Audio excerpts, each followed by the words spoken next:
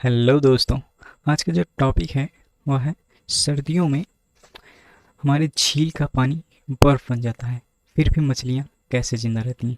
तो चलिए इसी के बारे में जानते हैं हम कि जो सर्दियाँ होती हैं उसमें हमारे तालाब में झील का जो पानी होता है, मान लेते हैं ये एक तालाब है।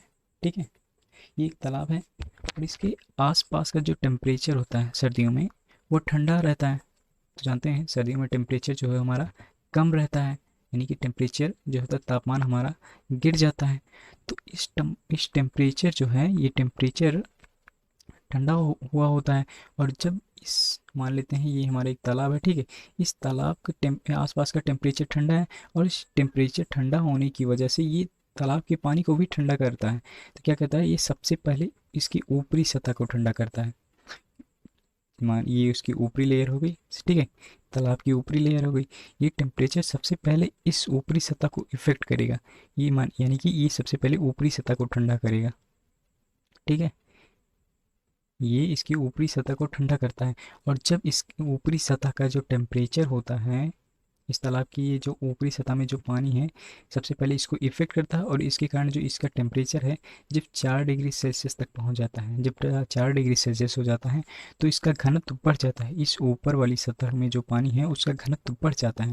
ठीक है, और घनत्व बढ़ने की वजह से उसका वेट जो यानी कि भार जो होगा वो बढ़ जाएगा। और भार बढ़ने की यानी भार बढ़ जाता है, यानी कि पानी जो होता है भारी हो जाता है। भारी होने की वजह से वो नीचे की तरफ आना शुरू कर देता है, ये ऊपरी सतह। तो जब ये नीचे की तरफ आना शुरू कर देता है तो यहाँ पे जो पानी होते हैं जिनका घनत्व कम होता है वो ऊपर की तरफ उठना शुरू कर देते हैं, यानी कि ये नीचे आना शुरू कर देता है और ये ऊपर की तरफ उठना शुरू कर देते हैं। ठीक है, और जब ये पानी ऊपर चले जाते हैं, यानी कि नीचे वाले जिनका घनत्व कम होता है वो ऊपर चले जाते हैं, फिर उनके साथ भी वही होता है कि जो आसपास का टेम्परेचर है फिर उनको इफ़ेक्ट करता है। उनको इफ़ेक्ट करने की वजह से वो भी 4 डिग्री सेल्सियस में आ जाते हैं, फिर उनका भी घनत्व बढ़ जाता है। और उनका घनत्व बढ़ जाने के कारण फिर से वो नीचे आ जाते हैं, यानी कि अब दो लेयर हो गई, एक लेयर दो लेयर जिनका घनत्व ज़्यादा, फिर ऐसे फिर यहाँ से एक जाता है जिसका घनत्व कम होता है, फिर वो 4 डिग्री सेल्सियस हो जाता है, फिर उसका घनत्व बढ़ जाता है, फिर वो नीचे आ जाता है। मतलब ये क्रिया तब तक चलती रहती है, ये प्रक्रिया जब तक इस पूरे तालाब का जो टेम्परेचर होगा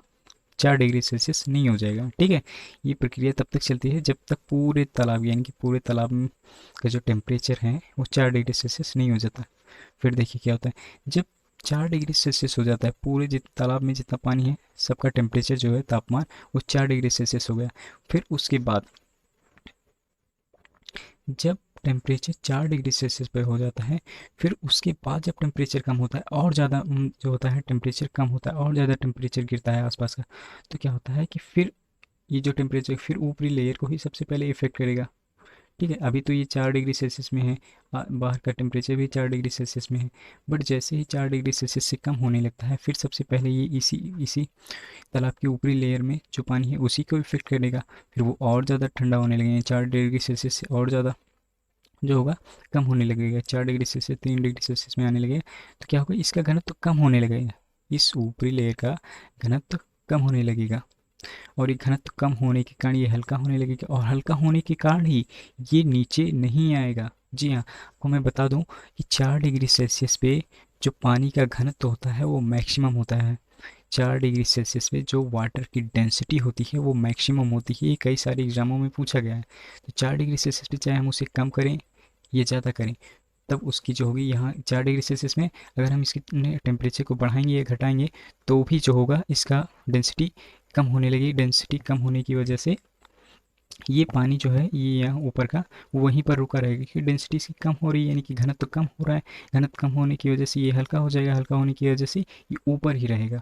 और फिर जैसे जैसे टेम्परेचर गिरता जाता है और 0 डिग्री सेल्सियस में आता जाता है, ये जो है ये सतह का जो ऊपरी लेयर है, ये ऊपरी लेयर में जो पानी है वो बर्फ़ बन जाता है, क्योंकि आसपास का टेम्परेचर जो होता है इससे कांटेक्ट करता है और ये इसका टेम्परेचर भी इसी के 0 डिग्री सेल्सियस के टर्म में आ जाता है और ये भी जो है बर्फ़ बन जाता है 0 डिग्री सेल्सियस पे। बट ले इसकी जो अंदर का पानी है वो अभी भी 4 डिग्री सेल्सियस में बना हुआ है, क्योंकि ये तो नीचे आया नहीं। ठीक है, ये तो नीचे आया नहीं, तो यहाँ का पानी कैसे ऊपर की तरफ जाएगा जो है ठंडा होने के लिए, यानी कि घनत्व उसका तो यही है 4 डिग्री सेल्सियस, जबकि इसका घनत्व कम हो जाता है। तो ये तो अभी भी लिक्विड ही है, लिक्विड पोर्शन में भी है।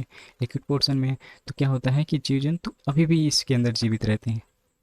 यही रीज़न है कि जब ऊपर जो है बर्फ़ बन जाती है, हमें लगता है कि नहीं पूरा तालाब जो है बर्फ़ से बर्फ़ बन गया, बट ऐसा नहीं होता, सिर्फ उसकी ऊपरी ऊपरी लेयर ही बर्फ़ बनी रहती है, अंदर उसके लिक्विड होता है, तो जिससे आसानी से जो है जीव जंतु मछलियाँ जीवित रहती हैं। आशा करता हूँ आपको जो है टॉपिक अच्छे से समझ में आएगा। तो अगर समझ में आया है तो वीडियो को लाइक कीजिए, शेयर कीजिए और चैनल को सब्सक्राइब करना मत भूलिएगा। मिलते हैं नेक्स्ट वीडियो में। Thank you.